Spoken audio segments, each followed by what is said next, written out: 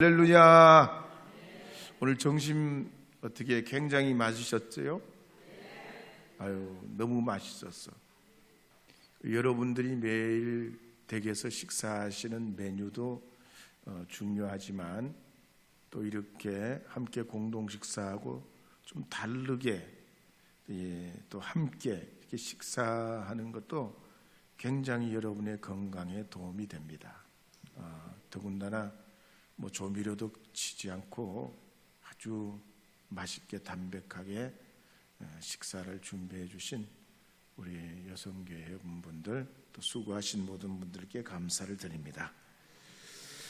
어떤 남자가 꿈을 꾸다가 잠에 깼습니다. 꿈 내용이 잘 생각나지는 않지만 뚜렷한 건 7이라는 숫자가 기억에 남았습니다. 그래서 달력을 봤더니 7월 7일이야. 시간도 7시 7분이요. 이거 하나님이 주신 기회가 아닌가. 그래가지고 이 남자가 자기 전 재산을 전부 다 정리해가지고 집 앞에 있는 버스 정류장으로 나갔습니다. 근데 마침 버스가 777번이 오는 거야. 무작정 버스에 올라탔는데 7번째 정류장에 내린 것이 뭐야? 예? 그랬더니 거기가 어디냐면 경마장이요. 경마장에 들어갔더니 막 경마가 시작이 되는데 눈에 딱 들어오는 게 7번 말이야.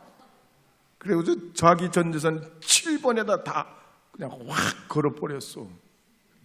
근데 마침내 결과가 나왔는데 이 남자가 기절 초풍해 버렸어요. 왜? 7번 말이 7등을 한 거야. 예. 여러분, 우리는 우연을 따라 사는 사람들이 아니지요. 하나님의 필연을 따라, 그 은혜를 따라 사는 사람들입니다. 그래서 오늘도 우리가 이 예배 중에 받으시는 하나님, 살아계신 하나님 믿기에 오늘 이 예배가 결코 열매 없는 예배가 아니라 하나님의 때에 하나님의 방법으로 이 예배의 열매를 얻게 하여 주실 줄 믿으시기 바랍니다. 어떤 수박 장수 얘기를 하나 더 할게요. 이 수박 장수가 수박을 팔러 나갔습니다. 트럭 운전을 하다가 경찰관을 만났어요. 경찰차를 보니까 눈이 돌아가는데 우선 튀고 보자. 내가 이거 신호위반한 건데 얼른 튀고 보자. 그리고 냅다 차를 몰아가지고 골목길로 들어갑니다. 이리저리 좌회전 우회전 골목길을 빠져나가는데 결국은 막다른 길에 다다르게 됐어요.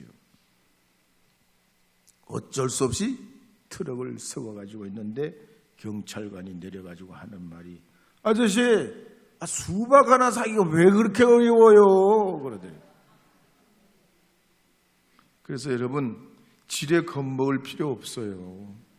하나님 함께 하시면 홍해도 갈라지고 여리고 성에도 길이 생기고, 성급하게 마음 잡수지 말고 끝까지 주님 바라보며 나가면 여러분의 삶의 길을 발견하게 될 줄로 믿습니다.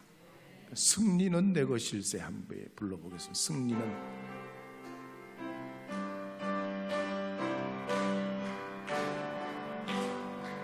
승리는 내 것일세. 승리는 내 것일세. 구세주의 보혈로서 승리는 내 것일세. 내 것일세. 승리의 많은 구세주의 보혈로서 항상 내 축복은 내 것일세. 응답은 내 것일세. 구세주의 보혈로서 축복은 내 것일세. 내 것일세. 응답 많은 구세주의 보혈 보혈로서 항상 이기네. 세례 요한의 아버지 사가랴가 아이가 태어난 지 8일밖에 안 됐지만 어린 이 세례 요한을 통해서 지극히 높으신 하나님을 찬양하게 됐습니다. 8개월도 아니고 8년 된 것도 아닌데 어떻게 이럴 수가 있냐. 하나님 은혜와 능력을 강하게 체험하면 난지 8일이 돼도 하나님의 은혜를 바라볼 수 있는 힘이 생깁니다. 그래서 졸장부 야곱도 가족을 통해, 친척을 통해, 자식을 통해 굴른 인생 아니에요. 지렁이 같이 살았다고 그랬잖아요. 이 야곱이 그렇게 굴르면서 믿음의 대장부가 됩니다. 겁쟁이 베드로도 3번 주님을 부인하고 갈릴리로 도망쳤댔지만 박해가 불같이 떨어질 때 비몽사몽간 주님을 만나고 거바디스, 주님이 어디로 가십니까? 주님이 자기 앞서가는 것을 보고 환상 중에 주님께 여쭸더니 주님 하시는 말씀이 네가 내 백성을 버렸으니 내가 가서 다시 십자가에 매달려야 되겠다. 주님의 그 음성을 듣고 2번씩이나 예수님을 십자가에 못 박게 할 수 없다고 그래서 가던 길을 되돌아가서 이 베드로가 제가 십자가 지겠습니다. 제가 십자가 지겠습니다 하면서 십자가에 거꾸로 매달려 순교했습니다. 구약의 엘리야도 요단강 동쪽에 있는 그리시네가에 숨어 있을 때 까마귀를 통해서 아침 저녁으로 먹을 것을 공급받고 시돈에서는 사르밧 과부를 통해서 밀가루에 한 움큼 남은 그 조그마한 한 번 먹을 것도 안 되는 그걸로 말이죠. 먹고 기적을 체험하면서 갈멜산에 450명의 바알 선지자 상대로 싸워 이기는 담력을 얻게 됐습니다. 그래서 우리도 큰 은혜 체험해야 됩니다. 큰 은혜 체험해야 할 줄로 믿습니다. 큰 은혜 체험해야 할 줄로 믿습니다. 여러분, 큰 은혜와 하나님의 역사를 체험한 사람들이 삶의 축복의 원리를 잘 깨닫고 영한 일에서도 하나님의 은혜 가운데 흔들리지 않고 달라진 인생의 품격을 통해 살아가고 생각이 다르고 세상을 해석하는 그 눈이 달라서 하나님의 복된 자녀로 살게 되는 줄 믿으시기 바랍니다.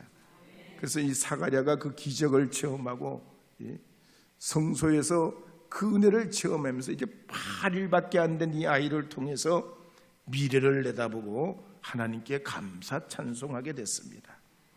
여러분도 하나님 앞에 곤란과 어려움 가운데 하나님의 그 영광 바라보시며 나는 건강해질 것이다, 나는 성공할 것이다, 나는 행복할 것이다, 하나님께서 합격시켜 주실 것이다, 그런 비전을 가지고 여호와 이레의 축복을 체험하시길 바랍니다.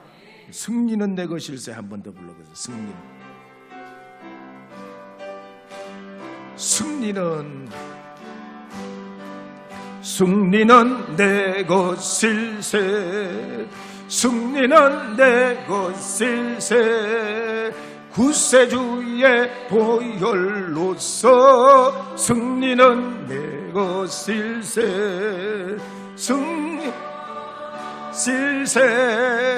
승리만은 구세주의 보혈로서 항상 이기,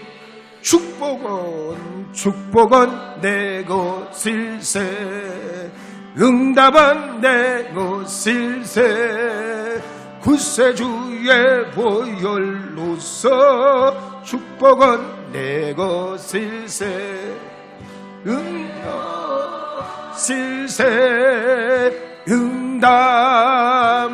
응답만은 구세주의 보혈로서 항상 이기네.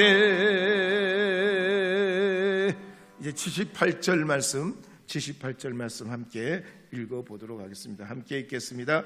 이는 우리 하나님의 긍휼로 인함이라. 이로써 돋는 내가 위로부터 우리에게 임하여. 사가랴는 하나님의 은혜의 영향력을 마침 아침에 찬란하게 뜨는 해에 비유하고 있습니다. 그렇습니다. 예수 안에 살고 우리 그리스도 안에 살아가면 이런 소망이 일어납니다. 어둠을 깨치고 여명을 열어가는 찬란한 태양같이 하나님이 우리에게 세임과 비전을 주십니다. 그래서 요한복음 10장 10절에 보면 이렇게 기록하는 말씀이 있습니다. 함께 읽겠습니다. 도둑이 오는 것은 도둑질하고 죽이고 멸망시키려는 것뿐이요 내가 온 것은 양으로 생명을 얻게 하고 더 풍성히 얻게 하려는 것이라. 아멘. 그렇기 때문에 우리는 어디에 있어도 희망이 있습니다. 사막이나 들판이나 광야라도 희망이 있습니다. 우리 그리스도인들은 광야라고 아닌 게 아니에요. 광야일수록 하늘에 만나 땅에서 반석에서 솟아나는 하나님의 그 거룩한 샘이 있다는 얘기입니다. 그래서 우리는 조건도 환경도 사정도 우리를 넘어서질 못해요. 오히려 하나님의 그 은혜로 하나님의 그 능력이면 우리의 미래가 결정되고 축복하시는 하나님이 계시기 때문에 얼마든지 이길 수 있는 줄 믿으시기 바랍니다. 우리나라가 여러분 더 잘하지 않습니까? 작은 나라, 작은 민족, 자원도 없고 인구도 적지만 예수님 안에 이 복음이 들어오면서 이 나라에 희망이 생겼습니다. 가진 것이 없어도 비전을 가지고 대한민국 사람보다 더 똑똑한 민족이 어디 있어요? 하나님이 참 지혜롭게 우리를 들어 써주셨습니다. 사가랴를 봐도 그렇습니다. 사가랴가 나이가 많고 이제 뭐 자식도 없어요. 어쩌면 어둠 속에 절망 속에 그렇게 누더기를 입고 있는 노파와 같은 삶을 살아야 되는데 주님께서 이 태양 같은 은혜를 그에게 비추시어서 구석구석이 그냥 어둠을 몰아내시고 절망의 문제를 축복의 문제가 되게 하시고 하나님 찬양하는 사람이 되게 하셨습니다. 여러분 보통 무기를 팔아먹는 무기상들을 보면요 수천억 가는 무기를 팔아요. 비행기 한 대가 얼마요? 수백억 가는 거요. 비행기 한 대. 여러분들도 그런 거 한 대씩 사세요. 예? 여러분들도 그런 거 한 대씩 사. 그래가지고 우리 한번 불러가지고 좀 어디 좀 여행 좀 가게 해줘. 그런 교인들을 좀 생겨야 돼. 하여튼 말이죠. 이 무기상들이 수백억짜리 이런 걸 말이죠.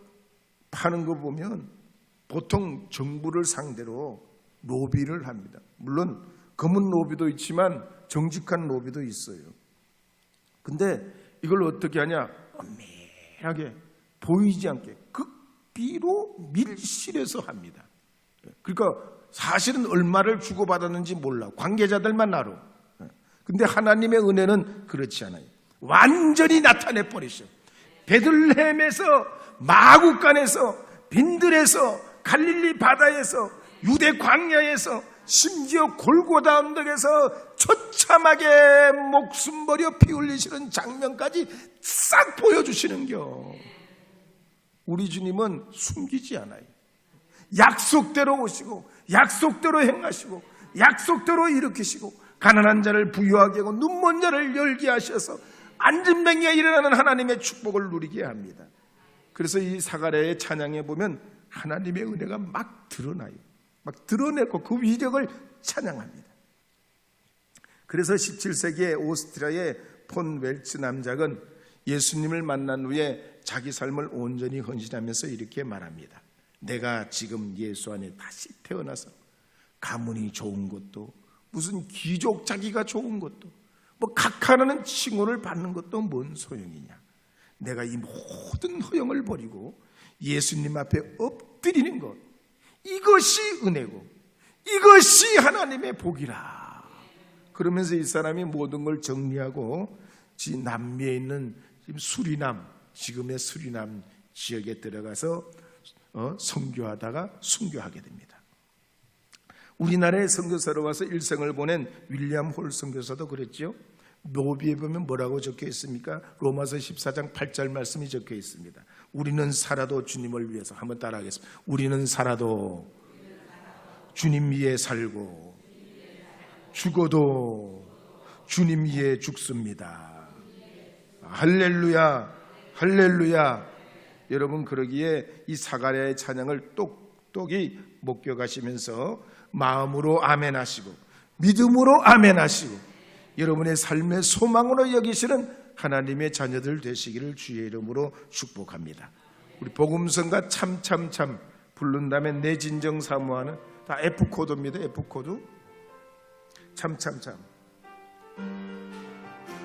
참차 참참차 피 흘리신 예수의 사랑 안에서 주님의 십자가 따라 생명을 마치겠느냐. 복음의 불길 오른다 덩어치 일어나으로 영광의 주님의 나라 다같이 참여하여라. 성령의 볼길 성령보리야. 성령의 볼길 성령보리야. 온전한 생의 만방에 보치자 성령의 볼길.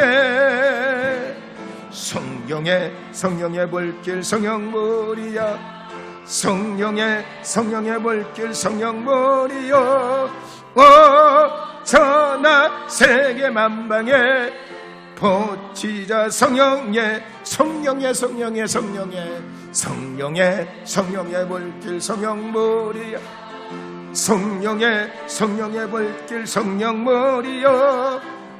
온전한 생의 만방에 보치자 성령의 볼길. 성령의 볼길 성령보리야. 성령의 볼길 성령보리야. 온전한 세계 만방에 보치자 성령의 볼길.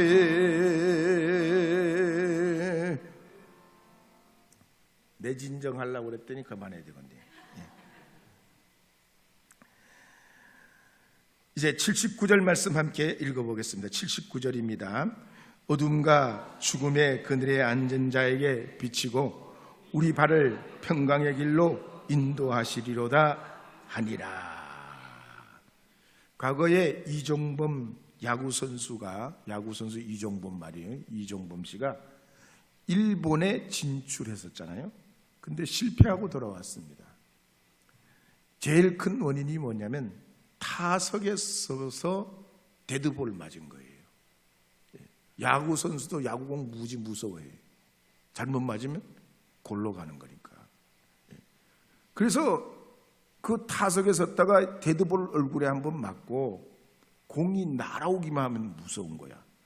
근데 일본 투수들이 어떡하냐면 김종범이가 딱 나가면 아주 몸쪽으로 바짝 붙여서 공을 무조건 던지는 겨. 그러면 이게 지난번에 한번 맞았으니까 또 이게 나한테 날아오는 줄 알고 움찔움찔거리다가 삼진 아웃 당하고 성공을 못했어요. 결국 그걸 이기지 못하고 한국으로 돌아오게 됐는데요. 우리가 마음이 쫄면 되던 일도 안 돼. 쫄면 안 돼. 그래서 교회는 뭐라는 것이 마음을 쫄게 하는 것이 아니에요. 하나님이 우리와 함께 하신다. 하나님이 당신과 함께 하십니다. 인사 한번 하도록 하겠습니다. 하나님이 우리 형제님과 함께 합니다. 장로님과 함께 합니다. 권사님과 함께 하십니다. 할렐루야. 격려하는 것이. 지난 1월달, 올 1월달에요. 보건복지부에서 통계낸 거 보면 자살로 1,306명이 죽었어. 아니 사실 뉴스에 다 나오는 건데 너무 많이 죽어 자살로. 이 사람들 다 원인 분석을 내보면 뭐냐면 스트레스성이요. 가족 문제, 경제 문제, 직장 문제 막 복잡하게 얽힌 거, 이런 것 때문에 우울하고 두려움이 생기고 불안이 생겨서 그게 장애가 되고 원인이 돼가지고 나중에는 엉뚱하게 그렇게 돼버리는 거예요. 어둠과 공포가 이렇게 무서워요. 사람을 무너지게 만드는 거지. 뭘 다른 걸로 어떻게 하는 것도 아닌데 무너져요. 예수님께서 십자가에 달리시기 전에 잡혀가잖아요. 근데 예수님이 십자가를 지신 다음에 3일 만에 무덤에 내려가시니까 어떻게 돼요? 제자들이 다 뿔뿔이 흩어져 버린 거 아니에요. 한 명도 안 남고 예수님 돌아가시니까. 이 어둠의 권세가 이렇게 무서워요. 3년 동안 예수님 따라갔던 제자들도 단 3일 만에 가지고 있던 신앙과 경험과 예수님과의 그런 추억이나 의리까지도, 인간적인 의리까지도 없어져 버려. 그렇지만 티베트 속담에 보면 이런 말을 합니다. 한번 따라. 걱정을 해서 걱정이 없어지면 걱정이 없겠네. 무슨 말인지도 나도 모르겠네. 다시 한번요. 걱정을 해서 걱정이 없어지면 걱정이 없겠네. 이 말은 무슨 말이에요? 걱정하란 말이요, 하지 말란 얘기요. 해봐야 소용없다는 얘기입니다. 염려 근심이 사람을 무너지게만 만들지, 사람을 일으키는 게 절대 아니에요. 그런데 오늘 이 본문 말씀 가운데 사가랴가 그랬잖아요. 나이 많지, 자식은 없지, 어떻게 할 줄 모르는데 성소에 들어갔더니 천사를 만나게 하시고 9달 만에 자식을 얻게 하시고 8일 만에 이 할례를 받게 하시고 이름을 요한이라 지을 때 맺혔던 혀가 풀리고 하나님을 찬양하게 됐다는 얘기예요. 그래서 하나님은 죽이기도 하시고 살리기도 하시고 부하게도 하시고 가난하게도 하시고 낮추기도 하시고 높이기도 하시는 분입니다. 오늘 이 낮에 나오신 여러분들, 이 한 주간 어떻게 해야 되겠습니까? 이 사가랴가 찬양한 것이 여러분들도 하나님 앞에 아주 담대하게 힘차게 하나님이 여러분과 함께 하심을 믿고 이 한 주간을 살아가셔야 되지 않겠습니까? 쫄지 말아야 되지 않겠습니까? 겁먹지 말아야 되지 않겠습니까? 우리 주님이 사신 주님이심을 믿고 여러분의 삶에 그렇게 선포하시고 믿음 가지고 나가셔서 선한 열매를 맺어가시기를 주의 이름으로 축복합니다.